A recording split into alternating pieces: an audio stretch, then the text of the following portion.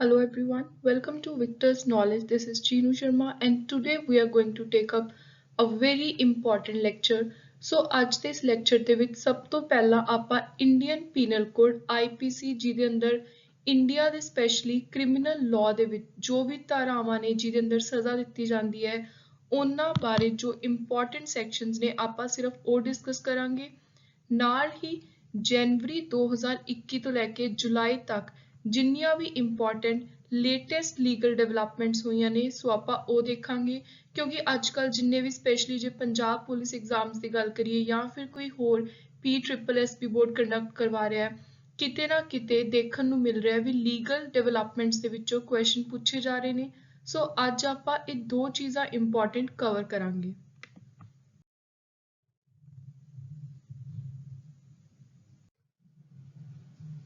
So before beginning with important sections of IPC 1860, we must understand first कि IPC ਦੀ full form ਕੀ ਹੈ। So IPC Indian Penal Code India ਦੇ ਵਿੱਚ ਜੋ ਵੀ criminal law ਹੈ ਉਹਦੇ ਜਿੰਨੀਆਂ ਪਨਿਸ਼ਮੈਂਟਸ ਦੱਸੀਆਂ ਹੋਈਆਂ ਨੇ ਕ੍ਰਾਈਮ ਬਾਰੇ ਦੱਸਿਆ ਹੋਇਆ ਵੀ ਕਿਹੜਾ ਕ੍ਰਾਈਮ ਹੈ ਉਹਦੀ ਕਿੰਨੀ ਸਜ਼ਾ ਮਿਲੂਗੀ ਕਿਹੜੀ ਕਿਹੜੀ ਕੰਡੀਸ਼ਨਸ ਨੇ ਇੰਪੋਰਟੈਂਟ ਫੀਚਰਸ ਉਹ ਸਾਰਾ ਕੁਝ IPC ਦੇ ਅੰਦਰ ਕਵਰਡ ਹੈ। ਤੇ ਇੱਕ ਇੰਪੋਰਟੈਂਟ ਚੀਜ਼ IPC ਇਜ਼ ਅ ਸਬਸਟੈਂਟਿਵ ਲਾਅ। ਸਬਸਟੈਂਟਿਵ ਦਾ ਮਤਲਬ ਹੈ ਕਿ ਇਹਦੇ ਵਿੱਚ ਸਿੰਪਲੀ ਆਪਾਂ ਨੂੰ ਕ੍ਰਾਈਮ ਤੇ ਉਹਦੀ ਪਨਿਸ਼ਮੈਂਟ ਦੱਸੀ ਹੋਈ ਹੈ ਪ੍ਰੋਸੀਜਰ ਕੀ ਫੋਲੋ ਕਰਨਾ ਹੈ ਕ੍ਰਿਮੀਨਲ ਨੂੰ ਫੜਨ ਦੇ ਲਈ ਉਹ ਜੋ ਵੀ ਪ੍ਰੋਸੀਜਰ ਹੈ ਕ੍ਰਾਈਮ ਦੇ ਨਾਲ ਰਿਲੇਟਡ ਉਹਦੇ ਲਈ ਆਪਣੇ ਕੋਲ ਇੰਡੀਆ ਦੇ ਵਿੱਚ ਹੈ ਕ੍ਰਿਮੀਨਲ ਪ੍ਰੋਸੀਜਰ ਕੋਡ ਜਿਹਨੂੰ ਆਪਾਂ CRPC ਕਹਿੰਦੇ ਆ। ਸੋ ਇਹ ਤੁਸੀਂ ਸਿੰਪਲੀ ਡਿਫਰੈਂਸ CRPC ਤੇ IPC ਦਾ ਯਾਦ ਰੱਖਣਾ। ਸੋ ਸਟਾਰਟਿੰਗ ਵਿਦ ਸੈਕਸ਼ਨ 1 ਕੋਡ ਦਾ ਜਿਹੜਾ ਸੈਕਸ਼ਨ 1 ਹੈ ਉਹਦੇ ਵਿੱਚ ਇਸ ਕੋਡ ਦਾ ਨਾਮ ਟਾਈਟਲ ਦੱਸਿਆ ਹੋਇਆ ਹੈ ਕਿੱਥੇ ਤੱਕ ਇਹਦੀ ਜੂਰਿਸਡਿਕਸ਼ਨ ਹੈ ਏਰੀਆ ਆਫ ਆਪਰੇਸ਼ਨ ਉਹ ਦੱਸਿਆ ਹੋਇਆ। ਸੈਕਸ਼ਨ 2 ਦੇ ਅੰਦਰ ਜਿਹੜੀਆਂ ਪਨਿਸ਼ਮੈਂਟਸ ਇੰਡੀਆ ਦੇ ਅੰਦਰ ਕਮਿਟ ਹੁੰਦੀਆਂ ਨੇ ਉਹਨਾਂ ਬਾਰੇ। ਸੈਕਸ਼ਨ 3 ਦੇ ਅੰਦਰ punishment of offences committed beyond but which by law may be tried within India। India ਤੋਂ ਬਾਹਰ punishment ਕੀ ਹੋਊਗੀ ਕਿਸੇ ਕ੍ਰਾਈਮ ਦੀ ਜਿੱਥੇ ਜਿੱਥੇ ਜਿਹੜਾ IPC ਹੈ ਉਹ ਅਪਲਾਈ ਹੁੰਦਾ ਹੈ। ਸੋ ਸੈਕਸ਼ਨ 3 ਦੇ ਅਨੁਸਾਰ ਉਹ ਜਗ੍ਹਾ ਦੱਸੀ ਹੋਈ ਹੈ ਜਿੱਥੇ ਚਾਹੇ ਉਹ ਟੈਰੀਟਰੀ ਇੰਡੀਆ ਤੋਂ ਬਾਹਰ ਆ ਰਹੀ ਹੈ ਜਗ੍ਹਾ ਪਰ ਉੱਥੇ ਇੰਡੀਆ ਦਾ ਲਾਅ ਅਪਲਾਈ ਹੋਊਗਾ ਕਿਸੇ ਵੀ ਕ੍ਰਿਮੀਨਲ ਨੂੰ ਪਨਿਸ਼ ਕਰਨ ਦੇ ਲਈ। ਸੈਕਸ਼ਨ 4 ਦੇ ਅੰਦਰ ਹੈ extension of code to extraterritorial offense। section 8 gender the definition।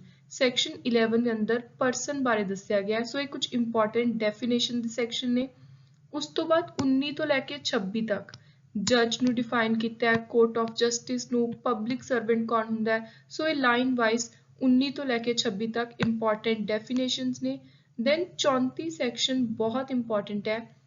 So 34 section ਦੱਸਦਾ ਹੈ ਕਿ ਜਦੋਂ ਕਿਸੇ ਕਾਮਨ ਇੰਟੈਂਸ਼ਨ ਦੇ ਚੱਲਦੇ ਹੋਏ ਕੋਈ ਲੋਕ ਸੈਵਰਲ ਪਰਸਨ ਕਿਸੇ ਕ੍ਰਾਈਮ ਨੂੰ ਅੰਜਾਮ ਦੇਣ ਸੋ ਉਹ ਚੀਜ਼ ਬਾਰੇ ਕਾਮਨ ਇੰਟੈਂਸ਼ਨ ਬਾਰੇ 34 ਦੇ ਅੰਦਰ ਕਿਹਾ ਗਿਆ।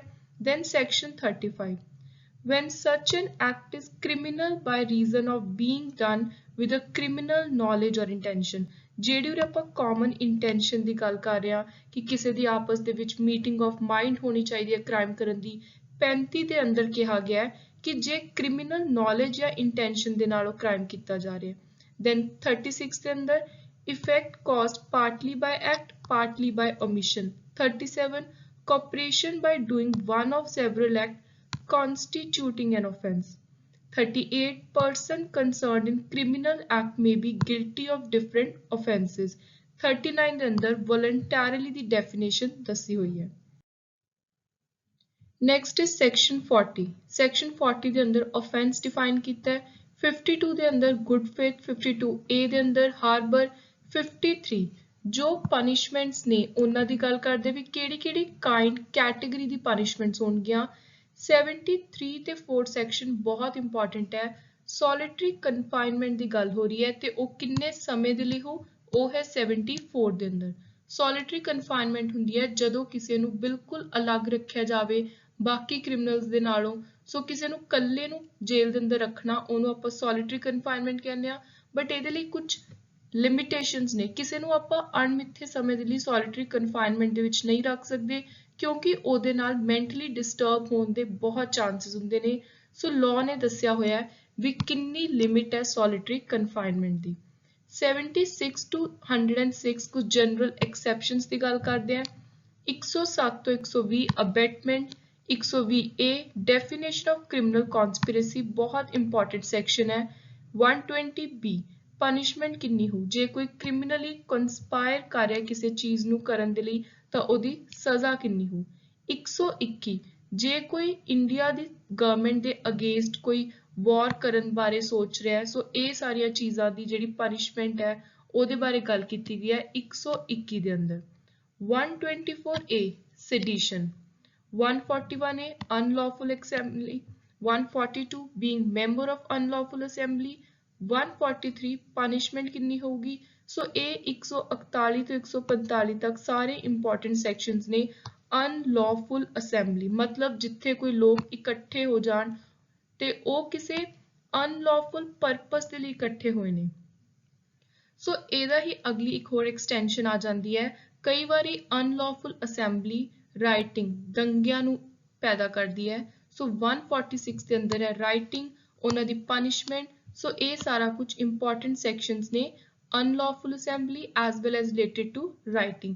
ਤੇ ਜਿਹੜੇ ਸਟੂਡੈਂਟਸ ਕਾਂਸਟੇਬਲ ਜਾਂ ਕਿਸੇ ਹੋਰ ਪੁਲਿਸ ਐਗਜ਼ਾਮ ਦੀ ਤਿਆਰੀ ਕਰ ਰਹੇ ਨੇ ਉਹਨਾਂ ਦੇ ਲਈ ਇਹ ਜਿਹੜੇ ਕੈਟੇਗਰੀ ਦੇ ਸੈਕਸ਼ਨ ਨੇ ਇਹ ਬਹੁਤ ਜ਼ਿਆਦਾ ਇੰਪੋਰਟੈਂਟ ਹੈ। Next is section 179।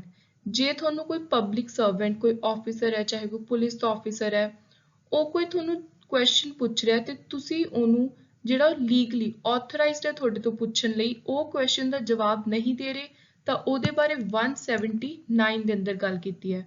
182 false information with intent to cause public servant to use his lawful power to injury of another person। ਤੁਸੀਂ ਕਿਸੇ ਪਬਲਿਕ ਸਰਵੈਂਟ ਨੂੰ ਸਰਕਾਰ ਦੇ ਬੰਦੇ ਨੂੰ ਗਲਤ ਇਨਫੋਰਮੇਸ਼ਨ ਦੇ ਰਹੇ ਹੋ। 191 ਗਲਤ ਐਵੀਡੈਂਸ ਦੇਣੇ। 268 ਪਬਲਿਕ ਨਿਊਸੈਂਸ ਤੁਸੀਂ ਕਿਸੇ ਪਬਲਿਕ ਜਗ੍ਹਾ ਤੇ ਕੋਈ ਤੁਸੀਂ ਡਰੰਕ ਹੋ ਜਾਂ ਕੋਈ ਐਵੇਂ ਦੀ ਨਿਊਸੈਂਸ ਕ੍ਰੀਏਟ ਕਰ ਰਹੇ ਹੋ। Then 292 sale etc of obscene book, 93 obscene object to young person, 94 obscene act ਕਰ ਰਹੇ ਹੋ ਜਾਂ songs, 95 ਬਹੁਤ ਜ਼ਿਆਦਾ ਇੰਪੋਰਟੈਂਟ ਹੈ ਕਾਫੀ ਵਾਰ ਐਗਜ਼ਾਮਸ ਦੇ ਵਿੱਚ ਪੁੱਛਿਆ ਜਾਂਦਾ ਹੈ ਜਦੋਂ ਤੁਸੀਂ ਕਿਸੇ ਪਲੇਸ ਆਫ ਵਰਸ਼ਿਪ ਦੇ ਉੱਤੇ ਇੰਜੂਰ ਕਰ ਰਹੇ ਹੋ ਕਿਸੇ ਇੱਕ ਪਾਰਟਿਕੂਲਰ ਰਿਲੀਜਨ ਜਾਂ ਕਲਾਸ ਨੂੰ ਟਾਰਗੇਟ ਕਰ ਰਹੇ ਹੋ ਉਹਨਾਂ ਦੀ ਜਿਹੜੀ ਰਿਲੀਜੀਅਸ ਧਾਰਮਿਕ ਭਾਵਨਾਵਾਂ ਨੇ ਉਹਨਾਂ ਨੂੰ ਠੇਸ ਪਹੁੰਚਾਉਣ ਦੀ ਕੋਸ਼ਿਸ਼ ਕਰ ਰਹੇ ਹੋ ਉਹਦੇ ਬਾਰੇ ਗੱਲ ਕੀਤੀ ਹੈ 295 ਦੇ ਅੰਦਰ। So 296 disturbing religious assembly, 299 culpable homicide ਤੋਂ ਲੈ ਕੇ section 309 attempt to commit suicide. Then 319 hurt, 338 causing grievous hurt by act endangering life or personal safety, then 339 unlawful restraint, 340 wrongful confinement। ਸੋ ਜਿਹੜੇ ਇਹ ਸੈਕਸ਼ਨਸ ਨੇ ਇਹ ਕਲਪੇਬਲ ਹੋਮਿਸਾਈਡ ਤੇ ਮਰਡਰ ਨਾਲ related ਨੇ ਤੇ 319 ਤੋਂ 338 ਹਰਟ ਤੇ grievous heart. Section 349 force, 50 very important criminal force। then section 354 ਤੋਂ 354D ਤੱਕ ਸਪੈਸ਼ਲੀ ਵਿਮਨ ਨਾਲ ਰਿਲੇਟਡ ਹੈ। ਜੇ ਕੋਈ ਉਹਦੀ ਮੋਡੈਸਟੀ ਨੂੰ ਆਊਟਰੀਚ ਕਰਨ ਦੀ ਕੋਸ਼ਿਸ਼ ਕਰ ਰਿਹਾ ਕ੍ਰਿਮੀਨਲ ਫੋਰਸ ਯੂਜ਼ ਕਰ ਰਿਹਾ ਸਟਾਕਿੰਗ ਹੋ ਰਹੀ ਹੈ ਅਸੌਲਟ ਹੋ ਰਹੀ ਹੈ ਸੈਕਸ਼ੂਅਲ ਹਰਾਸਮੈਂਟ। ਸੋ ਇਹ ਕੁਝ ਇੰਪੋਰਟੈਂਟ ਸੈਕਸ਼ਨ ਨੇ। ਦੈਨ ਕਿਡਨੈਪਿੰਗ ਦੇ ਨਾਲ related 359 60 61 62। Then comes most important section rape ਤੇ ਉਹਦੀ ਪਨਿਸ਼ਮੈਂਟ। ਸੋ ਰੇਪ ਬਾਰੇ 375 ਗੱਲ ਕਰਦਾ ਹੈ ਤੇ ਉਹਦੀ ਪਨਿਸ਼ਮੈਂਟ 376, ਗੈਂਗ ਰੇਪ 376D। ਤੇ ਇੱਕ ਹੋਰ ਬਹੁਤ ਇੰਪੋਰਟੈਂਟ ਸੈਕਸ਼ਨ ਹੈ 377 ਅਨਨੈਚੁਰਲ ਅਫੈਂਸਿਸ ਜਿਹਦੇ ਵਿੱਚੋਂ ਹੀ LGBT ਰਾਈਟਸ ਨੇ ਜਿਹੜੇ ਉਹ ਨਿਕਲ ਕੇ ਆਉਂਦੇ ਨੇ ਤੇ ਇਹਦੇ ਨਾਲ ਰਿਲੇਟਡ ਇੱਕ ਇੰਪੋਰਟੈਂਟ ਜਜਮੈਂਟ ਸੁਪਰੀਮ ਕੋਰਟ ਨੇ ਪਾਸ ਕੀਤੀ ਸੀ ਨਵਤੇਜ ਜੌਹਰ। 378 ਥੈਫਟ ਚੋਰੀ ਇਹ ਵੀ ਬਹੁਤ ਇੰਪੋਰਟੈਂਟ ਹੈ for the Punjab police exam। Next is 383 extortion, 90 robbery, ਡਕੈਤੀ। ਜੇ ਤੁਸੀਂ ਡਕੈਤੀ ਦੇ ਨਾਲ ਕਿਸੇ ਦਾ ਮਰਡਰ ਵੀ ਕਰਕੇ ਆ ਰਹੇ ਹੋ ਤਾਂ 396 ਲੱਗੂ। ਜੇ ਤੁਸੀਂ ਸਿਰਫ ਤਿਆਰੀ ਕਰ ਰਹੇ ਹੋ ਡਕੈਤੀ ਕਰਨ ਦੀ 399। ਕਿਸੇ ਦੀ ਪ੍ਰਾਪਰਟੀ ਨੂੰ ਗਲਤ ਤਰੀਕੇ ਦੇ ਨਾਲ ਡਿਸਓਨੈਸਟਲੀ ਤੁਸੀਂ ਯੂਜ਼ ਕਰ ਰਹੇ ਹੋ ਮਿਸ ਅਪਰੋਪਰੀਏਟ ਕਰ ਰਹੇ ਹੋ ਛੇੜਛਾੜ ਕਰ ਰਹੇ ਹੋ 403। ਕਿਸੇ ਦਾ ਤੁਸੀਂ ਟਰਸਟ ਤੋੜ ਰਹੇ ਹੋ ਕ੍ਰਿਮੀਨਲੀ ਇੰਟੈਂਸ਼ਨ ਤੁਹਾਡੀ ਉੱਥੇ ਕ੍ਰਿਮੀਨਲ ਹੋਣੀ ਚਾਹੀਦੀ ਹੈ। 405 ਕਿਸੇ ਦੀ ਸਟੋਲਨ ਪ੍ਰਾਪਰਟੀ। 410 ਤੁਸੀਂ ਹੈਬਿਚੁਅਲੀ ਡੀਲਿੰਗ ਕਰਦੇ ਹੋ ਸਟੋਲਨ ਪ੍ਰਾਪਰਟੀ ਦੇ ਵਿੱਚ, ਤੁਹਾਨੂੰ ਪਤਾ ਹੈ ਕਿ ਉਹ ਪ੍ਰਾਪਰਟੀ ਚੋਰੀ ਦੀ ਹੈ। 413 ਕਿਸੇ ਨੂੰ ਅਸਿਸਟ ਕਰਨਾ ਲੁਕਾਉਣ ਦੇ ਲਈ ਸਟੋਲਨ ਪ੍ਰਾਪਰਟੀ। 414 ਚੀਟਿੰਗ ਕਰਨੀ। 415 mischief. 425 criminal trespass. 441 next 446 house breaking by night. 494 बहुत इंपॉर्टेंट है, बिगेमी ਦੇ ਨਾਲ related, marrying again during life time of husband और wife. 495 same offence with concealment of former marriage, मतलब ऑफेंस ਉਰੇ ਬਿਗੇਮੀ ਦਾ ਹੀ ਹੈ, ਪਰ ਉੱਥੇ ਤੁਸੀਂ 495 ਉਦੋਂ ਅਪਲਾਈ ਹੁੰਦਾ ਹੈ ਜਿੱਥੇ ਤੁਸੀਂ ਦੂਜੀ ਵਾਰੀ ਜਿਹਦੇ ਨਾਲ ਵਿਆਹ ਕਰਾ ਰਹੇ ਹੋ ਉਹਦੇ ਤੋਂ ਆਪਣੇ ਪਹਿਲੇ ਵਿਆਹ ਦੇ ਬਾਰੇ ਲੁਕੋਇਆ, ਕੰਸੀਲ ਕੀਤਾ। Next 496 marriage ceremony fraudulently gone through without lawful marriage।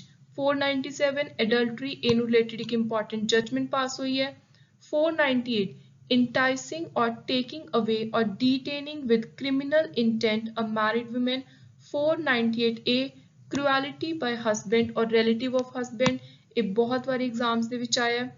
defamation ਤੁਸੀਂ ਕਿਸੇ ਨੂੰ बोल के या लिख के किसी दे बारे कुछ गलत डिफेम करने की कोशिश कर रहे हो, बदनाम करने की कोशिश कर रहे हो, वो है 499 विच।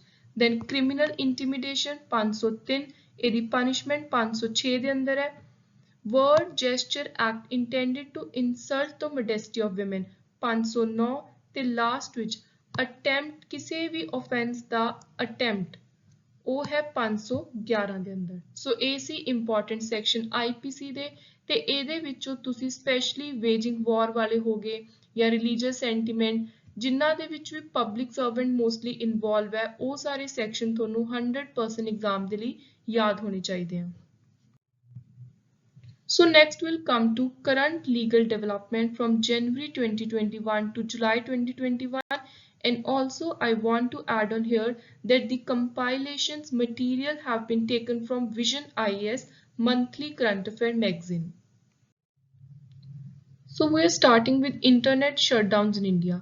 UK ਦੀ ਇੰਗਲੈਂਡ ਦੀ ਇੱਕ important privacy security research firm ਹੈ ਜਿਹਨੇ ਇੱਕ ਰਿਪੋਰਟ ਕੱਢੀ ਹੈ ਵੀ ਪੂਰੇ ਵਰਲਡ ਦੇ ਵਿੱਚ 2020 ਇੰਟਰਨੈਟ ਸ਼ਟਡਾਊਨ ਤੋਂ ਟੋਟਲ ਨੁਕਸਾਨ ਹੋਇਆ, ਲਾਸ ਹੋਇਆ $4 ਬਿਲੀਅਨ ਦਾ, ਤੇ ਇਹ ਨੁਕਸਾਨ ਦੇ ਵਿੱਚੋਂ ਜੇ ਆਪਾਂ 70% ਗੱਲ ਕਰੀਏ ਤਾਂ ਆਲਮੋਸਟ ਟੋਟਲ ਲਾਸ ਦਾ 70% 2.8 ਬਿਲੀਅਨ ਇੰਡੀਆ ਤੋਂ ਆਇਆ। ਸੋ ਇੰਡੀਆ ਦੇ ਵਿੱਚ ਇੰਨਾ ਜ਼ਿਆਦਾ ਇੰਟਰਨੈਟ ਬੰਦ ਕੀਤਾ ਗਿਆ। जनवरी 2020 ਦੇ ਵਿੱਚ ਇੱਕ ਇੰਪੋਰਟੈਂਟ ਜਜਮੈਂਟ ਪਾਸ ਕੀਤੀ ਸੀ ਸੁਪਰੀਮ ਕੋਰਟ ਨੇ ਜਦੋਂ ਜੰਮੂ ਕਸ਼ਮੀਰ ਦੇ ਵਿੱਚ ਇੰਟਰਨੈਟ ਸ਼ਟਡਾਊਨ ਹੋਇਆ ਸੀ। ਸੋ ਇੰਟਰਨੈਟ ਸ਼ਟਡਾਊਨ ਨੂੰ ਲੈ ਕੇ ਸੁਪਰੀਮ ਕੋਰਟ ਨੇ ਕਿਹਾ ਸੀ that ਇੰਟਰਨੈਟ ਸ਼ਟਡਾਊਨ ਸਿਰਫ ਇੱਕ ਟੈਂਪਰੇਰੀ ਪੀਰੀਅਡ ਦਾ ਹੋ ਸਕਦਾ ਹੈ, ਇਹਨੂੰ ਆਪਾਂ ਅਣਮਿੱਥੇ ਸਮੇਂ ਦੇ ਲਈ ਨਹੀਂ ਕਰ ਸਕਦੇ। ਤੇ ਨਾਲ ਹੀ ਗਵਰਨਮੈਂਟ ਨੇ ਕਿਹਾ ਸੀ ਕਿ ਜੋ ਵੀ ਆਰਡਰਸ ਨੇ ਜਿਹੜੇ ਸੈਕਸ਼ਨ 144 CRPC ਦੇ ਅੰਦਰ ਲਗਾਏ ਜਾਂਦੇ ਨੇ ਰਿਸਟ੍ਰਿਕਸ਼ਨਸ ਵਾਲੇ, ਉਹਨਾਂ ਨੂੰ ਪ੍ਰੋਪਰਲੀ ਪਬਲਿਸ਼ ਕਰੋ। ਹਰ ਕਿਸੇ ਨੂੰ ਸਪੀਚ ਤੇ ਐਕਸਪ੍ਰੈਸ਼ਨ ਦੀ ਆਜ਼ਾਦੀ ਹੈ, ਫਰੀडम ਹੈ, ਇੱਕ ਫੰਡਾਮੈਂਟਲ ਰਾਈਟ ਹੈ। ਸੋ ਸੁਪਰੀਮ ਕੋਰਟ ਨੇ ਇਹ ਕੁਝ ਇੰਪੋਰਟੈਂਟ ਪੁਆਇੰਟਸ ਫੈਕਟਸ ਦੇ ਕੇ ਆਪਣੀ ਜਜਮੈਂਟ ਦਿੱਤੀ ਸੀ। ਤੇ ਜੇ ਹੁਣ ਆਪਾਂ ਇੰਟਰਨੈਟ ਸ਼ਟਡਾਊਨ ਦੇ ਨਾਲ ਇੰਡੀਆ ਦਾ ਕਰੰਟ ਸਿਨੈਰੀਓ ਦੇਖੀਏ ਤਾਂ 2017 ਤੋਂ ਪਹਿਲਾਂ ਸਿਰਫ ਇੰਟਰਨੈਟ ਸ਼ਟਡਾਊਨ ਦੀ ਜਿਹੜੀ ਪਾਵਰ ਸੀ ਉਹ ਇੱਕ ਤਾਂ ਸੈਕਸ਼ਨ 144 CRPC ਦੇ ਅੰਦਰ ਸੀ, ਦੂਜੀ ਇੰਡੀਅਨ ਟੈਲੀਗ੍ਰਾਫ ਐਕਟ 1885। ਸੋ 2017 ਤੋਂ ਬਾਅਦ ਇੱਕ ਨਵੀਂ ਰੂਲਸ ਕੱਢੇ ਇੰਡੀਅਨ ਗਵਰਨਮੈਂਟ ਨੇ, temporary suspension of telecom service public emergency and public safety rule 2017, ਤੇ ਜਿਹੜੇ ਨਵੇਂ ਰੂਲਸ ਨੇ ਇਹ ਪੁਰਾਣੇ 1885 ਵਾਲੇ ਐਕਟ ਨੂੰ ਅਮੈਂਡ ਕਰਦੇ ਨੇ। ਸੋ ਉਸ ਤੋਂ ਬਾਅਦ ਜਿਹੜਾ ਇਹ 2017 ਵਾਲੇ ਰੂਲ ਹੈ, ਚਾਹੇ ਇਹ ਰੂਲ ਨਵੇਂ ਪਾਸ ਹੋ ਗਏ ਪਰ ਕਿਤੇ ਨਾ ਕਿਤੇ ਸਰਕਾਰ ਹਜੇ ਵੀ ਸੈਕਸ਼ਨ 144 CRPC ਦੇ ਅੰਦਰ ਆਪਣੀ ਜਿਹੜੀ ਵਾਈਡਰ ਪਾਵਰਸ ਨੇ ਉਹਨਾਂ ਨੂੰ ਹੀ ਜ਼ਿਆਦਾ ਯੂਜ਼ ਕਰ ਰਹੀ ਹੈ। ਸੋ ਨੈਕਸਟ ਹੈ ਵੀ ਇੰਟਰਨੈਟ ਬੰਦ ਕਰਨ ਦਾ ਆਰਡਰ ਕੌਣ ਦੇ ਸਕਦਾ ਹੈ। ਸੋ 2017 ਤੋਂ ਪਹਿਲਾਂ DM, SDM ਕੋਈ ਵੀ ਐਗਜ਼ੈਕਟਿਵ ਮੈਜਿਸਟ੍ਰੇਟ, ਪਰ 2017 ਤੋਂ ਬਾਅਦ ਹੋਮ ਸੈਕਟਰੀ ਆਫ ਯੂਨੀਅਨ ਤੇ ਸਪੈਸ਼ਲੀ ਸਟੇਟ ਦੇ ਨੂੰ ਇਸ ਪਾਵਰ ਨੂੰ ਦਿੱਤਾ ਗਿਆ ਤੇ ਜਿਹੜਾ ਆਰਡਰ ਹੈ ਉਹਨੂੰ ਇੱਕ ਸਪੈਸ਼ਲ ਕਮੇਟੀ ਰਿਵਿਊ ਕਰੂ ਦੇਖੂ 5 ਦਿਨਾਂ ਦੇ ਅੰਦਰ ਅੰਦਰ। ਤੇ ਜੇ ਆਪਾਂ ਹੋਰ ਇੰਪੋਰਟੈਂਟ ਪ੍ਰੋਵੀਜ਼ਨਸ ਦੀ ਗੱਲ ਕਰੀਏ ਤਾਂ ਜਿਹੜਾ IT ਅਮੈਂਡਮੈਂਟ ਐਕਟ ਹੈ 2008 ਦਾ, ਉਹਦਾ ਸੈਕਸ਼ਨ 69A ਵੀ ਗੱਲ ਕਰਦਾ ਹੈ, ਜਿਹੜਾ ਸਰਕਾਰ ਨੂੰ ਪਾਵਰ ਦੇ ਰਿਹਾ ਵੀ ਉਹ ਕਿਸੇ ਵੀ ਵੈਬਸਾਈਟ ਨੂੰ ਬਲੌਕ ਕਰ ਸਕਦੇ ਆ। ਨਾਲ ਹੀ ਇਹ ਕਿਹਾ ਗਿਆ, ਸਪੈਸ਼ਲੀ ਕਲੀਅਰ ਕੀਤਾ ਗਿਆ ਵੀ ਸਿਰਫ ਕਿਸੇ ਪ੍ਰੋਪਰ ਵੈਬਸਾਈਟ ਨੂੰ ਬਲੌਕ ਕੀਤਾ ਜਾ ਸਕਦਾ ਹੈ, ਪੂਰੇ ਦੇ ਪੂਰੇ ਇੰਟਰਨੈਟ ਨੂੰ ਬਲੌਕ ਕਰਨ ਦੀ, ਰੋਕਣ ਦੀ ਪਾਵਰ ਨਹੀਂ ਦਿੱਤੀ ਗਈ ਸਰਕਾਰ ਨੂੰ under IT act. Next is Information Technology Intermediary Guidelines and Digital Media Ethic Code Rule 2021। ਸੋ ਨਵੇਂ ਇਨਫੋਰਮੇਸ਼ਨ ਟੈਕਨੋਲੋਜੀ ਨੂੰ ਲੈ ਕੇ ਰੂਲਸ ਕੱਢੇ ਗਏ ਨੇ, ਗਾਈਡਲਾਈਨਸ ਦਿੱਤੀਆਂ ਗਈਆਂ ਨੇ। ਸੋ ਜਿਹੜੇ 2021 ਦੇ ਰੂਲਸ ਨੇ, ਇਹਨਾਂ ਨੂੰ ਸੈਂਟਰਲ ਗਵਰਨਮੈਂਟ ਨੇ ਫਰੇਮ ਕੀਤਾ ਹੈ ਤੇ ਜਿਹੜੀ ਇਹ ਫਰੇਮਿੰਗ ਦੀ ਪਾਵਰ ਹੈ ਉਹ ਇਨਫੋਰਮੇਸ਼ਨ ਟੈਕਨੋਲੋਜੀ ਐਕਟ ਦੇ ਸੈਕਸ਼ਨ 87 ਦੇ ਵਿੱਚੋਂ ਆਈ ਹੈ। ਸੋ ਸੈਕਸ਼ਨ 87 ਇੰਪਾਵਰ ਕਰਦਾ ਵੀ ਜਦੋਂ ਵੀ ਕਦੇ ਜ਼ਰੂਰਤ ਪਵੇ ਤਾਂ central government time to time ਦੇਸ਼ ਦੇ ਵਿੱਚ ਇਨਫੋਰਮੇਸ਼ਨ ਟੈਕਨੋਲੋਜੀ ਨੂੰ ਲੈ ਕੇ ਰੂਲਸ ਫਰੇਮ ਕਰ ਸਕਦੀ ਹੈ। ਸੋ ਜਿਹੜੇ ਇਹ ਰੂਲਸ ਨੇ ਇਹਦੇ ਮੇਨ 3 ਪਾਰਟਸ ਨੇ। ਪਹਿਲਾ ਪਾਰਟ ਹੈ ਜਿਹੜਾ ਉਹ ਡੀਲ ਕਰਦਾ ਹੈ ਇੰਪੋਰਟੈਂਟ ਡੈਫੀਨੇਸ਼ਨਸ ਦੇ ਨਾਲ। ਦੂਜਾ ਪਾਰਟ ਸੋਸ਼ਲ ਮੀਡੀਆ ਪਲੇਟਫਾਰਮਸ ਕਿਵੇਂ ਰੈਗੂਲੇਟ ਕਰਨੇ ਨੇ ਉਹਨਾਂ ਬਾਰੇ ਗੱਲ ਕਰਦਾ ਹੈ। ਸੋ ਇਹ ਉਹੀ ਪਾਰਟ ਹੈ ਜਿਹਦੇ ਅੰਦਰ ਇੰਪੋਰਟੈਂਟ ਜਿਵੇਂ ਟਿਕਟੌਕ ਬੈਨ ਕੀਤਾ ਗਿਆ ਸੀ, ਉਸ ਤੋਂ ਬਾਅਦ ਹੋਰ ਬਹੁਤ ਸਾਰੇ ਇੰਪੋਰਟੈਂਟ ਐਪ ਆਪਾਂ ਦੇਖਦੇ ਹਾਂ ਬੈਨ ਕੀਤੇ ਨੇ, ਰਿਸਟ੍ਰਿਕਸ਼ਨਸ ਲਗਾਈਆਂ ਨੇ। ਸੋ ਟਾਈਮ ਟੂ ਟਾਈਮ ਜਿਵੇਂ ਇੰਸਟਾਗ੍ਰਾਮ ਨੂੰ, ਫੇਸਬੁੱਕ ਨੂੰ ਵੀ ਸੈਂਟਰਲ ਗਵਰਨਮੈਂਟ ਟਾਈਮ ਦੇ ਰਹੀ ਹੈ ਕਿ ਤੁਸੀਂ ਸਾਡੇ ਇਹਨਾਂ ਰੂਲਸ ਨੂੰ ਫੋਲੋ ਕਰੋ, ਨਹੀਂ ਤਾਂ ਤੁਹਾਨੂੰ ਵੀ ਬੈਨ ਕਰ ਦਾਂਗੇ। ਸੋ ਇਹ ਜੋ ਵੀ ਚੀਜ਼ਾਂ ਨੇ ਇਹ ਸਾਰੀਆਂ ਇਹਨਾਂ ਰੂਲਸ ਦੇ ਅੰਦਰ ਲਿਆਂਦੀਆਂ ਗਈਆਂ ਨੇ ਤੇ ਇਹਨਾਂ ਨੂੰ ਜਿਹੜੀ ਮਿਨਿਸਟਰੀ ਐਡਮਿਨਿਸਟਰ ਕਰੂ ਉਹ ਹੈ ਇਲੈਕਟ੍ਰੋਨਿਕ ਐਂਡ ਇਨਫੋਰਮੇਸ਼ਨ ਟੈਕਨੋਲੋਜੀ ਦੀ ਮਿਨਿਸਟਰੀ। ਉਸ ਤੋਂ ਬਾਅਦ ਪਾਰਟ 3 ਦੇ ਅੰਦਰ ਹੈ code of ethic and procedure safeguard in relation to digital media over the top platform. So ਜੋ ਵੀ OTT ਪਲੇਟਫਾਰਮਸ ਨੇ ਜਿਵੇਂ ਨੈਟਫਲਿਕਸ, ਐਮਾਜ਼ਨ ਪ੍ਰਾਈਮ, ਇਹਨਾਂ ਸਾਰਿਆਂ ਦੇ ਉੱਤੇ ਵੀ ਇੱਕ ਚੈੱਕ ਲਗਾਇਆ ਗਿਆ ਤੇ ਇਹ ਪਲੇਟਫਾਰਮਸ ਨੂੰ ਲਿਆਂਦਾ ਗਿਆ ministry of information and broadcasting ਦੇ ਅੰਦਰ। ਸੋ ਇਹ ਬਹੁਤ ਇੰਪੋਰਟੈਂਟ ਰੂਲਸ ਨੇ ਤੇ ਇਹਨਾਂ ਰੂਲਸ ਦੇ ਅੰਦਰ ਇੱਕ ਗ੍ਰੀਵੈਂਸ ਰਿਡਰੈਸਲ ਮੈਕੈਨਿਜ਼ਮ ਤਿਆਰ ਕੀਤਾ ਹੈ ਕਿ ਜੇ ਕਿਸੇ ਨੂੰ ਪ੍ਰੋਬਲਮ ਹੈ, ਕਿਸੇ ਨੂੰ ਕੋਈ ਇਸ਼ੂ ਹੈ ਤਾਂ ਉਹ ਕਿਸ ਲੈਵਲ ਦੇ ਉੱਤੇ ਕਿਵੇਂ ਆਪਣੀ ਪ੍ਰੋਬਲਮ ਨੂੰ ਸੋਲਵ ਕਰਵਾ ਸਕਦਾ ਹੈ। ਸੋ ਲੈਵਲ 1 ਤੇ ਗ੍ਰੀਵੈਂਸ ਰਿਡਰੈਸਲ ਬਾਈ ਪਬਲਿਸ਼ਰ, ਲੈਵਲ 2 ਤੇ ਸੈਲਫ ਰੈਗੂਲੇਸ਼ਨ ਆਉਂਦੇ ਆ ਤੇ ਲੈਵਲ 3 ਤੇ ਸਭ ਤੋਂ ਉੱਪਰ ministry of information and broadcasting, central government oversight. Next is sedition law in India. Supreme court ਨੇ ਰੀਸੈਂਟਲੀ ਇੱਕ ਪਲੀ ਨੂੰ ਰਿਜੈਕਟ ਕੀਤਾ ਜਿਹਦੇ ਵਿੱਚ ਇਹ ਕਿਹਾ ਗਿਆ ਸੀ ਕਿ ਜਿਹੜਾ ਸੈਕਸ਼ਨ 124A ਹੈ IPC ਦਾ, ਜਿਹੜਾ ਸੈਡੀਸ਼ਨ ਦੇ ਨਾਲ ਰਿਲੇਟਡ ਹੈ, ਉਹਨੂੰ ਦੁਬਾਰਾ ਤੋਂ ਦੇਖਿਆ ਜਾਵੇ। ਸੋ ਜੇ ਆਪਾਂ ਬੈਕਗਰਾਊਂਡ ਦੀ ਗੱਲ ਕਰੀਏ ਸੈਡੀਸ਼ਨ ਲਾਅ ਦੇ, ਤਾਂ ਪਹਿਲਾ ਕੇਸ ਰਜਿਸਟਰ ਕੀਤਾ ਗਿਆ ਸੀ 1891 ਦੇ ਵਿੱਚ ਜਦੋਂ ਜੋਗਿੰਦਰ ਚੰਦਰ ਬੋਸ ਨੇ ਇੱਕ ਨਿਊਜ਼ਪੇਪਰ ਦੇ ਵਿੱਚ ਕੁਝ ਪਬਲਿਸ਼ ਕੀਤਾ ਸੀ ਬ੍ਰਿਟਿਸ਼ਰਸ ਦੇ ਖਿਲਾਫ। ਬੰਗੋਬਾਸੀ ਉਸ ਨਿਊਜ਼ਪੇਪਰ ਦਾ ਨੇਮ ਸੀ ਤੇ ਉਹਦੇ ਵਿੱਚ ਇੱਕ ਆਰਟੀਕਲ ਪਬਲਿਸ਼ ਕੀਤਾ ਸੀ, ਏਜ ਆਫ ਕੰਸੈਂਟ ਬਿੱਲ ਨੂੰ ਕ੍ਰਿਟਿਸਾਈਜ਼ ਕੀਤਾ ਸੀ। ਸੋ ਏਜ ਆਫ ਕੰਸੈਂਟ ਬਿੱਲ ਜਿਹੜਾ ਬ੍ਰਿਟਿਸ਼ਰਸ ਦੇ ਦੁਆਰਾ ਲੈਜਿਸਲੇਟ ਕੀਤਾ ਗਿਆ ਸੀ, ਉਹਦੇ ਖਿਲਾਫ ਇਸ ਨਿਊਜ਼ਪੇਪਰ ਦੇ ਵਿੱਚ ਜੋਗਿੰਦਰ ਚੰਦਰ ਬੋਸ ਨੇ ਇੱਕ ਨਿਊਜ਼ਪੇਪਰ ਦੇ ਵਿੱਚ ਆਰਟੀਕਲ ਲਿਖਿਆ ਸੀ। ਸੋ ਉਹਨਾਂ ਨੂੰ ਉਸ ਸਮੇਂ ਪਹਿਲੀ ਵਾਰੀ ਸੈਡੀਸ਼ਨ ਲਾਅ ਦੇ ਅੰਦਰ ਦੇਸ਼ ਧਰੋਹੀ ਦਾ ਮਾਮਲਾ ਦਰਜ ਕਰਕੇ ਜੇਲ੍ਹ ਕੀਤੀ ਗਈ ਸੀ। ਸੋ ਹੋਰ ਬਹੁਤ ਸਾਰੇ ਲੀਡਰ ਸੀ ਜਿਨ੍ਹਾਂ ਨੂੰ ਸੈਡੀਸ਼ਨ ਲਾਅ ਦੇ ਅੰਦਰ ਇੰਪ੍ਰਿਜ਼ਨਮੈਂਟ ਹੋਈ, ਜਿਵੇਂ ਬਾਲ ਗੰਗਾਧਰ ਤਿਲਕ, ਐਨੀ ਬਸੰਤ, ਅਲੀ ਬ੍ਰਦਰ, ਮੌਲਾਨਾ ਆਜ਼ਾਦ ਗਾਂਧੀ। IPC ਦੀ ਜੇ ਆਪਾਂ ਗੱਲ ਕਰੀਏ ਤਾਂ ਸੈਕਸ਼ਨ 124A ਦੇ ਅੰਦਰ ਡੈਫੀਨੇਸ਼ਨ ਦਿੱਤੀ ਹੋਈ ਹੈ ਵੀ ਸੈਡੀਸ਼ਨ ਹੈ ਕੀ। ਸੋ ਸੈਡੀਸ਼ਨ ਇਹ ਜਿਹਾ ਆਫੈਂਸ ਹੈ ਜਿਹੜਾ ਕੋਈ ਇਨਸਾਨ ਸਿਰਫ ਜਾਂ ਕਰੇ ਜਾਂ ਕਰਨ ਦੀ ਕੋਸ਼ਿਸ਼ ਕਰੇ ਤੇ ਇਹਦੇ ਅੰਦਰ ਕੀ ਕਰਨਾ ਹੈ, ਸਰਕਾਰ ਦੇ ਖਿਲਾਫ ਜੇ ਕਿਸੇ ਨੂੰ ਲੱਗੇ ਸਰਕਾਰ ਨੂੰ ਵੀ ਸਾਡੇ ਖਿਲਾਫ ਕੋਈ ਹੇਟਰੇਡ, ਕੰਟੈਂਪਟ ਲੈ ਕੇ ਆਉਣ ਦੀ ਕੋਸ਼ਿਸ਼ ਕਰ ਰਿਹਾ ਹੈ, ਲੋਕਾਂ ਨੂੰ ਸਾਡੇ ਖਿਲਾਫ ਭੜਕਾ ਰਿਹਾ ਹੈ, ਦੇਸ਼ ਦੇ ਖਿਲਾਫ ਕੁਝ ਬੋਲ ਰਿਹਾ ਹੈ, ਕੋਈ ਇਹੋ ਜਿਹੇ ਵਰਡ, ਸ਼ਬਦ ਯੂਜ਼ ਕੀਤੇ ਜਾ ਰਹੇ ਨੇ ਜਿਹੜੀ ਸਰਕਾਰ ਜਾਂ ਦੇਸ਼ ਦੇ ਖਿਲਾਫ ਵਰਤੇ ਜਾ ਰਹੇ ਨੇ। ਸੋ ਉਹ ਸਾਰੀਆਂ ਚੀਜ਼ਾਂ ਨੂੰ ਮਿਲਾ ਕੇ ਸੈਡੀਸ਼ਨ ਲਾਅ ਬਣਾਇਆ ਗਿਆ। ਸੋ ਸਿੰਪਲੀ ਸੈਡੀਸ਼ਨ ਦਾ ਜੇ ਆਪਾਂ ਪੰਜਾਬੀ 'ਚ ਇੱਕ ਵਰਡ 'ਚ ਮਤਲਬ ਦੇਖਣਾ ਹੈ ਤਾਂ ਇਹਦਾ ਮਤਲਬ ਹੈ ਦੇਸ਼ ਧਰੋਹ। ਸੋ ਜੇ ਸਰਕਾਰ ਨੂੰ ਲੱਗੇ ਵੀ ਕਿਸੇ ਵੀ ਤਰੀਕੇ ਦੇ ਨਾਲ ਕੋਈ ਬੋਲ ਕੇ, ਲਿਖ ਕੇ, ਵਿਜ਼ੀਬਲ ਰੈਪਰੈਜ਼ੈਂਟੇਸ਼ਨ, ਸਾਈਨਸ ਦੇ ਨਾਲ, ਕਿਸੇ ਵੀ ਹੋਰ ਤਰੀਕੇ ਦੇ ਨਾਲ ਦੇਸ਼ ਧਰੋਹੀ ਹੈ ਤਾਂ ਸਰਕਾਰ ਉਹਨੂੰ ਸੈਡੀਸ਼ਨ ਲਾਅ ਦੇ ਅੰਦਰ ਇੰਪ੍ਰਿਜ਼ਨ ਕਰ ਦਿੰਦੀ ਹੈ। ਸੋ ਉਸ ਤੋਂ ਬਾਅਦ ਸੁਪਰੀਮ ਕੋਰਟ ਦੀ ਜੇ ਆਪਾਂ ਗੱਲ ਕਰੀਏ ਤਾਂ ਸੁਪਰੀਮ ਕੋਰਟ ਨੇ ਬਹੁਤ ਇੰਪੋਰਟੈਂਟ ਡਿਸੀਜਨ ਦਿੱਤੇ ਨੇ ਸੈਡੀਸ਼ਨ ਲਾਅ ਦੇ ਉੱਤੇ। ਪਹਿਲੀ ਵਾਰੀ ਸੈਡੀਸ਼ਨ ਲਾਅ ਚੈਲੰਜ ਹੋਇਆ ਸੀ 1962 ਦੇ ਵਿੱਚ Kedarnath versus state of Bihar case ਦੇ ਵਿੱਚ। ਇਸ case the as it is ਨਾਮ ਐਗਜ਼ਾਮ ਦੇ ਵਿੱਚ ਬਹੁਤ ਵਾਰੀ ਪੁੱਛਿਆ ਗਿਆ। ਉਸ ਤੋਂ ਬਾਅਦ Balwant Singh versus state of Punjab 1995 the case ਆਇਆ ਸੀ।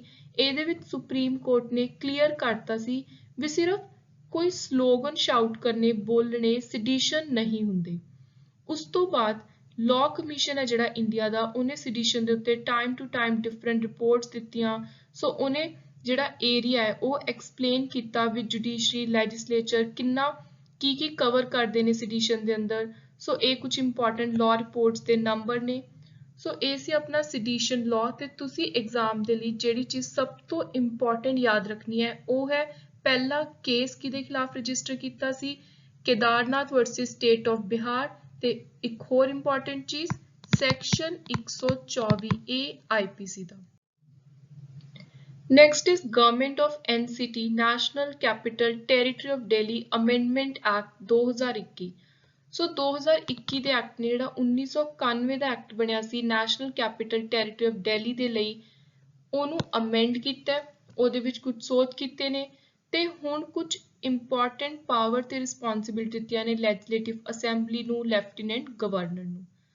ਸੋ ਜਿਹੜਾ ਇਹ ਐਕਟ ਹੈ ਇਹ ਪ੍ਰਮੋਟ ਕਰਦਾ ਹੈ ਇੱਕ ਹਾਰਮੋਨੀਅਸ ਪੀਸਫੁਲ ਰਿਲੇਸ਼ਨ ਲੈਜਿਸਲੇਚਰ ਤੇ ਐਗਜ਼ੈਕਟਿਵ ਦੇ ਵਿੱਚ।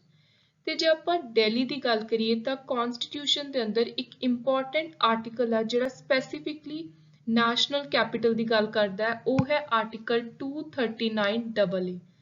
ਸੋ 1991 ਦੀ ਅਮੈਂਡਮੈਂਟ ਆਈ ਸੀ 69th ਅਮੈਂਡਮੈਂਟ, ਜਿਹਨੇ ਇਸ ਆਰਟੀਕਲ ਨੂੰ ਕਨਸਟੀਟਿਊਸ਼ਨ ਵਿੱਚ ਐਡ ਕੀਤਾ ਸੀ। ਤੇ ਇਸ ਆਰਟੀਕਲ ਨੇ ਦਿੱਲੀ ਨੂੰ ਇੱਕ ਇੰਪੋਰਟੈਂਟ ਸਪੈਸ਼ਲ ਸਟੇਟਸ ਦਿੱਤਾ ਸੀ by providing legislative assembly council of minister. So ਉਸ ਤੋਂ ਬਾਅਦ ਪਬਲਿਕ ਆਰਡਰ, ਪੁਲਿਸ ਤੇ ਲੈਂਡ, ਜਿਹੜੇ ਇਹ ਤਿੰਨ ਚੀਜ਼ਾਂ ਨੇ ਇਹ ਯੂਨੀਅਨ ਗਵਰਨਮੈਂਟ ਦੇ ਅੰਦਰ ਆਉਂਦੇ ਨੇ। ਸੋ ਇਹ ਇੰਪੋਰਟੈਂਟ ਚੀਜ਼ ਯਾਦ ਰੱਖਣ ਵਾਲੀ ਹੈ ਐਗਜ਼ਾਮ ਦੇ ਲਈ ਕਿ ਦਿੱਲੀ ਸਰਕਾਰ ਦੀ ਜਿਹੜੀਆਂ ਤਿੰਨ ਚੀਜ਼ਾਂ ਨੇ ਪੁਲਿਸ, ਪਬਲਿਕ ਆਰਡਰ, ਲੈਂਡ, ਇਹ ਤਿੰਨੋਂ ਯੂਨੀਅਨ ਗਵਰਨਮੈਂਟ ਦੇ ਡੋਮੇਨ ਦੇ ਅੰਦਰ ਆਉਂਦੀਆਂ ਨੇ। ਜਿਹੜੇ ਬਾਕੀ ਮੈਟਰਸ ਨੇ ਸਟੇਟ ਲਿਸਟ ਦੇ, ਕੰਕਰੈਂਟ ਲਿਸਟ ਦੇ ਜਾਂ ਫਿਰ ਕੋਈ ਵੀ ਹੋਰ ਯੂਟੀ ਨਾਲ ਰਿਲੇਟਡ ਮੈਟਰ ਹੈ, ਉਹ ਸਾਰੇ ਲੈਜਿਸਲੇਟਿਵ ਅਸੈਂਬਲੀ ਹੈ ਜਿਹੜੀ NCT ਆਫ ਦਿੱਲੀ ਦੀ, ਉਹ ਉਹਨਾਂ ਉੱਪਰ ਲਾਅ ਬਣਾਊ। ਤੇ ਜੇ ਹੁਣ ਆਪਾਂ ਸਰਕਾਰ ਦੀ ਗੱਲ ਕਰੀਏ, ਦਿੱਲੀ ਦੀ ਐਡਮਿਨਿਸਟ੍ਰੇਸ਼ਨ ਨੂੰ ਜਿਹੜੀ ਸਰਕਾਰ ਚਲਾ ਰਹੀ ਹੈ, ਉਹਦੇ ਵਿੱਚ ਸਭ ਤੋਂ ਪਹਿਲਾਂ ਜਦੋਂ ਸਟੇਟ ਰੀਆਰਗਨਾਈਜੇਸ਼ਨ ਐਕਟ ਆਇਆ ਸੀ 1956 ਦਾ, ਤਾਂ ਉਹਦੇ ਵਿੱਚ ਦਿੱਲੀ ਨੂੰ ਇੱਕ UT ਯੂਨੀਅਨ ਟੈਰੀਟਰੀ ਬਣਾਇਆ ਸੀ। ਤੇ ਪ੍ਰੈਜ਼ੀਡੈਂਟ ਨੇ ਇੱਕ ਐਡਮਿਨਿਸਟ੍ਰੇਟਰ ਸਾਰੀ ਦੀ ਸਾਰੀ ਸਰਕਾਰ ਐਡਮਿਨਿਸਟ੍ਰੇਸ਼ਨ ਨੂੰ ਚਲਾਉਣ ਦੇ ਲਈ ਅਪਾਇੰਟ ਕੀਤਾ ਸੀ। ਸੋ ਉਸ ਤੋਂ ਬਾਅਦ ਜੇ ਆਪਾਂ ਗੱਲ ਕਰੀਏ ਤਾਂ ਆਪਾਂ ਨੇ ਆਲਰੇਡੀ ਦੇਖ ਲਿਆ ਵੀ 69th ਅਮੈਂਡਮੈਂਟ ਆਈ। ਹੋਰ ਇੰਪੋਰਟੈਂਟ ਚੀਜ਼ਾਂ, ਜਿਹੜਾ ਦਿੱਲੀ ਸੀ ਉਹ 1950 ਦੇ ਵਿੱਚ ਇੱਕ ਪਾਰਟ ਸੀ ਸਟੇਟ ਸੀ। ਉਸ ਤੋਂ ਬਾਅਦ ਉਹਨੂੰ ਲੈਜਿਸਲੇਟਿਵ ਅਸੈਂਬਲੀ ਦੇ ਵਿੱਚ ਬਦਲਿਆ, ਫਿਰ ਸਟੇਟ ਰੀਆਰਗਨਾਈਜੇਸ਼ਨ ਐਕਟ ਆਇਆ, ਦੈਨ 1966 ਦੇ ਵਿੱਚ ਦਿੱਲੀ ਐਡਮਿਨਿਸਟ੍ਰੇਸ਼ਨ ਐਕਟ ਆਇਆ ਤੇ ਸਭ ਤੋਂ ਇੰਪੋਰਟੈਂਟ ਫਿਰ 69 ਕਨਸਟੀਟਿਊਸ਼ਨਲ ਅਮੈਂਡਮੈਂਟ। ਤੇ ਇਹ ਕਿਹੜੀ ਕਮੇਟੀ ਦੀ ਰეკਮੈਂਡੇਸ਼ਨ ਦੇ ਉੱਤੇ ਆਈ? ਸੋ ਉਹ ਇੰਪੋਰਟੈਂਟ ਚੀਜ਼ ਹੈ ਬਾਲ ਕ੍ਰਿਸ਼ਨਨ ਕਮੇਟੀ। ਸੋ ਇਹ ਤੁਸੀਂ ਇੰਪੋਰਟੈਂਟ ਕਮੇਟੀ ਦਾ ਨਾਮ ਯਾਦ ਰੱਖਣਾ ਹੈ ਜਿਹੜੀ NCT ਦਿੱਲੀ ਦੇ ਨਾਲ ਰਿਲੇਟਡ ਹੈ। ਸੋ ਐਗਜ਼ਾਮ ਦੇ ਲਈ ਇਸ ਪੂਰੇ ਟੌਪਿਕ ਦੇ ਵਿੱਚੋਂ ਸਭ ਤੋਂ ਇੰਪੋਰਟੈਂਟ ਚੀਜ਼ਾਂ ਨੇ 69th ਅਮੈਂਡਮੈਂਟ, ਆਰਟੀਕਲ 239AA, ਨਾਲ ਹੀ state reorganisation act 1956। Next is related to tribunal reform. So centre ਨੇ ਇੱਕ ਨਵਾਂ ਆਰਡੀਨੈਂਸ ਪਾਸ ਕੀਤਾ ਹੈ। ਜਿਹੜਾ ਇਹ ਆਰਡੀਨੈਂਸ ਹੈ ਕਰੰਟਲੀ ਚੈਲੰਜ ਕੀਤਾ ਹੋਇਆ ਸੁਪਰੀਮ ਕੋਰਟ ਦੇ ਵਿੱਚ ਪੈਂਡਿੰਗ ਹੈ। ਸੋ ਇਹ ਹੈ central promulgated the tribunal reform rationalisation and condition of service ordinance. ਜਿਹੜਾ ਆਰਡੀਨੈਂਸ ਹੈ ਇਹਨੇ ਫਾਈਨੈਂਸ ਐਕਟ 2017 ਨੂੰ ਅਮੈਂਡ ਕੀਤਾ ਹੈ। ਤੇ ਨਾਲ ਹੀ ਇਹਨੇ ਅਬੋਲਿਸ਼ ਕੀਤੇ ਨੇ ਬਹੁਤ ਸਾਰੇ ਐਪੀਲੇਟ ਟ੍ਰਾਈਬਿਊਨਲ। ਜੇ ਆਪਾਂ ਟ੍ਰਾਈਬਿਊਨਲਸ ਦੀ ਗੱਲ ਕਰੀਏ ਤਾਂ ਟ੍ਰਾਈਬਿਊਨਲਸ ਦੇ ਲਈ ਸਪੈਸ਼ਲੀ ਕਨਸਟੀਟਿਊਸ਼ਨ ਦੇ ਵਿੱਚ ਆਪਾਂ ਨੂੰ ਪਤਾ ਇੱਕ ਅਲੱਗ ਤੋਂ ਪੂਰਾ ਚੈਪਟਰ ਹੈ ਤੇ 42nd ਕਨਸਟੀਟਿਊਸ਼ਨਲ ਅਮੈਂਡਮੈਂਟ 1976 ਦੇ ਨਾਲ ਇਨਸਰਟ ਕੀਤੇ ਸੀ ਦੋ ਇੰਪੋਰਟੈਂਟ ਆਰਟੀਕਲਸ ਕਨਸਟੀਟਿਊਸ਼ਨ ਦੇ ਅੰਦਰ ਜਿਹੜੇ ਕਿ ਟ੍ਰਾਈਬਿਊਨਲਸ ਦੇ ਨਾਲ ਡੀਲ ਕਰਦੇ ਨੇ। ਉਹ ਹੈ 323A ਤੇ 323B। 323A deals with administrative tribunal, 23B for other matter. Next comes very important Juvenile Justice Care and Protection of Children Amendment Bill. ਸੋ ਜਿਹੜਾ ਜੁਵੈਨਾਈਲ ਜਸਟਿਸ ਦਾ ਇੱਕ ਲੇਟੈਸਟ 2021 ਦੇ ਵਿੱਚ ਅਮੈਂਡਮੈਂਟ ਬਿੱਲ ਆਇਆ ਹੈ। ਸੋ ਇਹਦੇ ਅੰਦਰ ਕੁਝ ਇੰਪੋਰਟੈਂਟ ਰეკਮੈਂਡੇਸ਼ਨ ਰੱਖੀਆਂ ਨੇ ਕਿ ਜਿਹੜਾ 2015 ਦਾ ਜੁਵੈਨਾਈਲ ਜਸਟਿਸ ਐਕਟ ਹੈ, ਜੁਵੈਨਾਈਲ ਮਤਲਬ ਉਹ ਪਰਸਨ ਜਿਹੜਾ 18 ਸਾਲ ਤੋਂ ਛੋਟਾ ਹੈ ਤੇ ਉਹਨੇ ਕੋਈ ਕ੍ਰਾਈਮ ਕੀਤਾ ਹੈ, ਸੋ ਉਹਨੂੰ ਲੈ ਕੇ ਕੁਝ ਇੰਪੋਰਟੈਂਟ ਉਹਦੀ ਕੇਅਰ ਲਈ, ਪ੍ਰੋਟੈਕਸ਼ਨ ਲਈ, ਰਿਹੈਬਿਲਿਟੇਸ਼ਨ ਦੇ ਲਈ ਇੰਪੋਰਟੈਂਟ ਪ੍ਰੋਵੀਜ਼ਨਸ ਨੇ 2015 ਦੇ ਐਕਟ ਤੇ ਇਹਨੂੰ ਹੁਣ ਕੁਝ ਅਮੈਂਡਮੈਂਟਸ ਲੈ ਕੇ ਆਉਣ ਦੇ ਲਈ, ਕੁਝ ਇਨਸਰਸ਼ਨ ਕਰਨ ਦੇ ਲਈ ਬਿੱਲ ਲਿਆਂਦਾ ਗਿਆ ਪਾਰਲੀਮੈਂਟ ਦੇ ਵਿੱਚ 2021 ਦਾ। ਤੇ ਜੇ ਆਪਾਂ ਬਿੱਲ ਦੀ ਗੱਲ ਕਰੀਏ, ਪਹਿਲੀ ਚੀਜ਼ ਤਾਂ ਇਹਦੇ ਵਿੱਚ ਇੰਪੋਰਟੈਂਟ ਅਡਾਪਸ਼ਨ ਨੂੰ ਲੈ ਕੇ ਗੱਲ ਕੀਤੀ ਗਈ ਹੈ।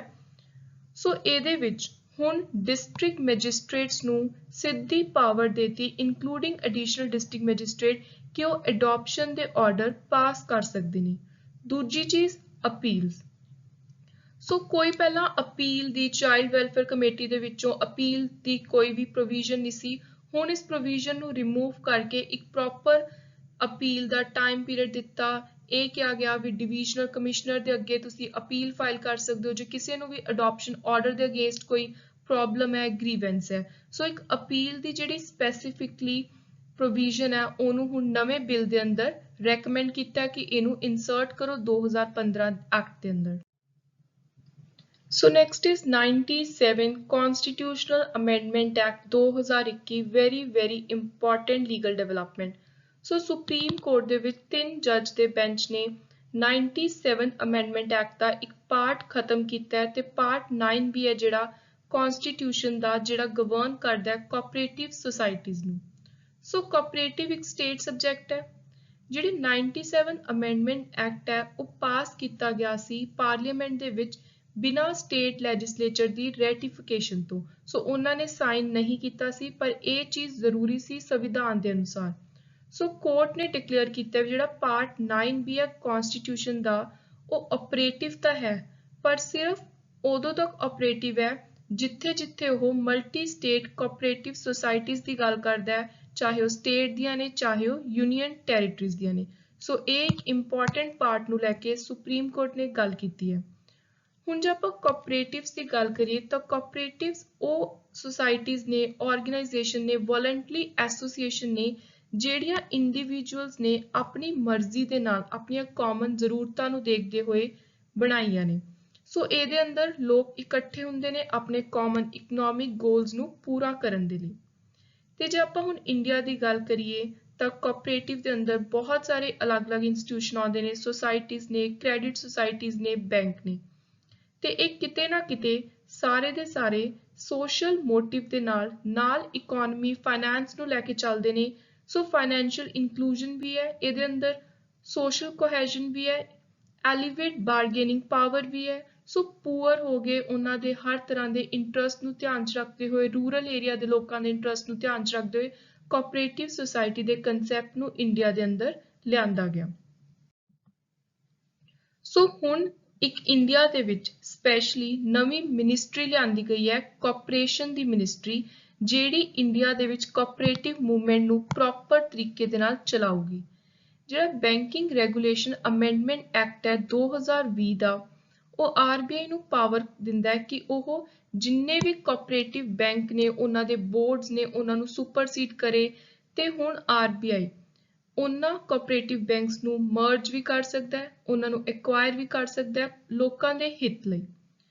ਸੋ now if you have to talk about 97 amendment act specifically ਤਾਂ ਜਿਹੜੀ ਅਮੈਂਡਮੈਂਟ ਹੈ ਪਹਿਲੀ ਚੀਜ਼ ਤਾਂ ਇਹ ਲਿਆਂਦੀ ਗਈ ਵੀ ਦੇਸ਼ ਦੇ ਵਿੱਚ ਕੋਆਪਰੇਟਿਵ ਸੁਸਾਇਟੀਜ਼ ਦੀ ਪ੍ਰੋਪਰ ਇਫੈਕਟਿਵ ਸਹੀ ਤਰੀਕੇ ਦੇ ਨਾਲ ਮੈਨੇਜਮੈਂਟ ਹੋ ਸਕੇ ਤੇ ਇਸ ਅਮੈਂਡਮੈਂਟ ਨੇ ਸੰਵਿਧਾਨ ਦੇ ਅੰਦਰ ਕੁਝ ਇੰਪੋਰਟੈਂਟ ਚੀਜ਼ਾਂ ਇਨਸਰਟ ਕੀਤੀਆਂ ਤੇ ਕੁਝ ਚੀਜ਼ਾਂ ਵਿੱਚ ਅਮੈਂਡਮੈਂਟ ਲਿਆਂਦੀ। ਸੋ ਅਮੈਂਡਮੈਂਟ ਲਿਆਂਦੀ 19(1)(c) ਦੇ ਅੰਦਰ ਤੇ ਨਾਲ ਹੀ ਨਵੇਂ ਦੋ ਆਰਟੀਕਲ ਇਨਸਰਟ ਕੀਤੇ, ਇੱਕ ਦਾ ਆਰਟੀਕਲ 43B ਤੇ ਦੂਜਾ ਪਾਰਟ 9B। ਹੁਣ ਆਰਟੀਕਲ 19(1)(c) ਹੈ ਜਿਹੜਾ ਉਹ ਗਰੰਟੀ ਦਿੰਦਾ ਹੈ ਵੀ ਹਰ ਕਿਸੇ ਨੂੰ ਫਰੀडम ਹੈ ਕਿ ਉਹ ਐਸੋਸੀਏਸ਼ਨ ਬਣਾਉਣ, ਯੂਨੀਅਨ ਬਣਾਉਣ, ਕੋਆਪਰੇਟਿਵ ਸੁਸਾਇਟੀਜ਼ ਬਣਾਉਣ, subject to certain restriction as provided by constitution or by any law। So 43B ਕਹਿੰਦਾ ਹੈ that state shall endeavour to promote voluntary formation, autonomous functioning, democratic control and professional management of cooperative society। ਤੇ part 9B ਹੈ ਜਿਹੜਾ ਇਹ ਕੁਝ terms dictate ਕਰਦਾ ਹੈ ਜਿਨ੍ਹਾਂ ਉੱਤੇ ਕੋਆਪਰੇਟਿਵ ਸੁਸਾਇਟੀਜ਼ ਨੇ ਚੱਲਣਾ। So last is forest rights act. ਜਿਹੜੀ ਇਨਵਾਇਰਨਮੈਂਟ ਤੇ ਫੋਰੈਸਟ ਦੀ ਮਿਨਿਸਟਰੀ ਹੈ ਤੇ ਨਾਲ ਟ੍ਰਾਈਬਲ ਅਫੇਅਰ ਮਿਨਿਸਟਰੀ ਹੈ, ਇਹਨਾਂ ਨੇ ਇਕੱਠੇ ਹੋ ਕੇ ਪੂਰੇ ਦੇਸ਼ ਦੀਆਂ ਸਟੇਟ ਗਵਰਨਮੈਂਟਸ ਨੂੰ ਇੱਕ ਕਮਿਊਨੀਕੇਸ਼ਨ ਭੇਜਿਆ, ਇੱਕ ਆਰਡਰ ਭੇਜਿਆ ਕਿ ਜਲਦੀ ਤੋਂ ਜਲਦੀ ਜਿਹੜਾ SC and other traditional forest dweller act ਹੈ 2006 ਦਾ, ਜਿਹਨੂੰ ਆਪਾਂ ਫੋਰੈਸਟ ਰਾਈਟ ਐਕਟ ਕਹਿੰਦੇ ਆ, ਉਹਨੂੰ ਐਕਸਪੀਡੀਸ਼ਲੀ ਪ੍ਰੋਪਰ ਤਰੀਕੇ ਦੇ ਨਾਲ ਇੰਪਲੀਮੈਂਟ ਕਰਵਾਇਆ ਜਾਵੇ। ਤੇ ਇਸ ਐਕਟ ਦੇ ਅੰਦਰ ਜਿਹੜੀ ਗ੍ਰਾਮ ਸਭਾ ਹੈ ਉਹ ਮੇਨ ਅਥਾਰਟੀ ਹੈ ਜੋ ਸਾਰਾ ਪ੍ਰੋਸੈਸ ਡਿਟਰਮਾਈਨ ਕਰਦੀ ਹੈ ਵੀ ਇੰਡੀਵਿਜੂਅਲ ਫੋਰੈਸਟ ਰਾਈਟ ਕੀ ਹੋਣਗੇ, ਕਮਿਊਨਿਟੀ ਫੋਰੈਸਟ ਰਾਈਟ ਕੀ ਹੋਣਗੇ। ਸੋ ਇਹ ਇੰਪੋਰਟੈਂਟ ਅਥਾਰਟੀ ਬਾਰੇ ਕਾਫੀ ਵਾਰੀ ਐਗਜ਼ਾਮ ਦੇ ਵਿੱਚ ਕੁਐਸਚਨ ਆਏ ਨੇ। ਸੋ ਹੁਣ ਜੇ ਆਪਾਂ ਐਕਟ ਦੀ ਗੱਲ ਕਰੀਏ ਤਾਂ ਇੰਡੀਆ ਦੇ ਵਿੱਚ ਇੱਕ ਸਭ ਤੋਂ ਪਹਿਲਾਂ ਫੋਰੈਸਟ ਰਾਈਟਸ ਨੂੰ ਲੈ ਕੇ ਬ੍ਰਿਟਿਸ਼ਰਸ ਦੇ ਟਾਈਮ ਦੀ ਜੇ ਗੱਲ ਕਰੀਏ ਤਾਂ ਐਕਟ ਆਇਆ ਸੀ ਇੰਡੀਅਨ ਫੋਰੈਸਟ ਐਕਟ 1927 ਦਾ। ਤੇ ਇੱਕ ਬਹੁਤ ਇੰਪੋਰਟੈਂਟ ਫੋਰੈਸਟ ਪਾਲਿਸੀ ਹੈ ਜਿਹੜੀ ਕਿ ਪ੍ਰੋਪਰ ਫੋਰੈਸਟ ਤੇ ਫੋਰੈਸਟ ਡਵੈਲਿੰਗ ਕਮਿਊਨਿਟੀਜ਼ ਦੇ ਇੱਕ ਰਿਲੇਸ਼ਨ ਨੂੰ ਡਿਫਾਈਨ ਕਰਦੀ ਹੈ। ਸੋ ਇਹ ਹੈ 1988 ਦੀ ਪਾਲਿਸੀ, ਨੈਸ਼ਨਲ ਫੋਰੈਸਟ ਪਾਲਿਸੀ। ਤੇ ਉਸ ਤੋਂ ਬਾਅਦ 2006 ਦਾ ਇਹ ਐਕਟ ਜਿਹਨੂੰ ਐਕਸਪੀਡੀਸ਼ਲੀ ਇੰਪਲੀਮੈਂਟ ਕਰਵਾਉਣ ਦੀ ਹੁਣ ਸਰਕਾਰ ਨੇ ਰੀਸੈਂਟਲੀ ਗੱਲ ਕੀਤੀ ਹੈ। ਤੇ ਜੇ ਆਪਾਂ ਇਸ ਐਕਟ ਦੇ ਆਬਜੈਕਟਿਵਸ ਦੀ ਗੱਲ ਕਰੀਏ ਤਾਂ ਪਹਿਲਾ ਆਬਜੈਕਟਿਵ ਹੈ ਫੋਰੈਸਟ ਨੂੰ ਤੇ ਪੂਰੇ ਇਕੋਲੋਜੀਕਲ ਬੈਲੈਂਸ ਨੂੰ ਸਟਰੈਂਥਨ ਕਰਨਾ, ਸਟਰੋਂਗ ਕਰਨਾ, ਇੱਕ ਪ੍ਰੋਪਰ ਤਰੀਕੇ ਦੇ ਨਾਲ ਮੇਨਟੇਨ ਕਰਨਾ ਤੇ ਨਾਲ ਹੀ ਇੰਸ਼ੋਰ ਕਰਨਾ ਲੈਂਡ ਟੈਨਿਓਰ, ਲਾਈਵਲੀਹੁੱਡ ਤੇ ਫੂਡ ਸਿਕਿਉਰਿਟੀ ਜੋ ਵੀ ਫੋਰੈਸਟ ਡਵੈਲਿੰਗ ਸ਼ਡਿਊਲਡ ਟ੍ਰਾਈਬਸ ਨੇ ਤੇ ਹੋਰ ਕੋਈ ਟ੍ਰੈਡੀਸ਼ਨਲ ਫੋਰੈਸਟ ਡਵੈਲਰਸ ਨੇ। Also to undo the historical injustice occurred to forest dwelling community। ਸੋ ਜੋ ਵੀ ਟ੍ਰਾਈਬਲ ਏਰੀਆਸ ਨੇ ਜਾਂ ਸਪੈਸ਼ਲੀ ਜੰਗਲਾਤ ਏਰੀਆਸ ਦੇ ਵਿੱਚ ਲੋਕ ਰਹਿੰਦੇ ਨੇ, ਫੋਰੈਸਟ ਡਵੈਲਰਸ ਨੇ, ਜੋ ਉਹਨਾਂ ਨਾਲ ਹਿਸਟਰੀ ਦੇ ਵਿੱਚ ਪਾਸਟ ਵਿੱਚ ਨਾਇਨਸਾਫੀ ਹੋਈ ਹੈ, ਇਨਜਸਟਿਸ ਹੋਇਆ, ਸੋ ਉਹ ਚੀਜ਼ਾਂ ਨੂੰ ਰੋਕਣ ਦੇ ਲਈ ਸਪੈਸੀਫਿਕਲੀ ਉਹਨਾਂ ਦੇ ਰਾਈਟਸ ਨੂੰ ਡਿਫਾਈਨ ਕਰਨ ਦੇ ਲਈ ਇਸ ਐਕਟ ਨੂੰ ਲਿਆਂਦਾ ਗਿਆ। So this was all about our today's important lecture. I hope you liked the video. Keep supporting Victor's Knowledge. Thank you and good luck.